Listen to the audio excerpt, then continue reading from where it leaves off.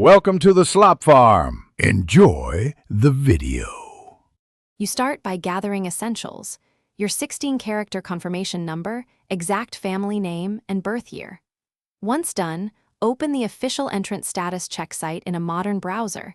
Make sure cookies are enabled. If you get errors, clear cache or try private mode to avoid stored data conflicts.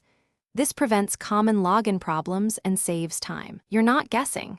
These steps ensure the site recognizes you and returns a precise DV result rather than You'll now input your confirmation number, family name, and birth year exactly as submitted. Small typos change results. After you click Submit, wait, do not hit back or refresh, because the site must validate your entry. Once the message appears, read it fully to understand if you're selected, alternate, or not selected.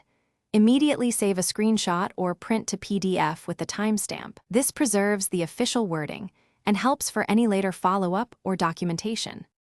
You finish by following the message's instructions. If selected, complete DS-260 promptly and prepare required documents. That's why timing matters. If not selected, keep your confirmation number safe for verification and future entry. It's your proof.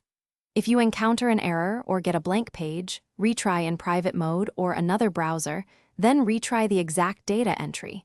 If problems persist, contact the official support channel. This covers completion and one practical troubleshooting tip to unblock most issues.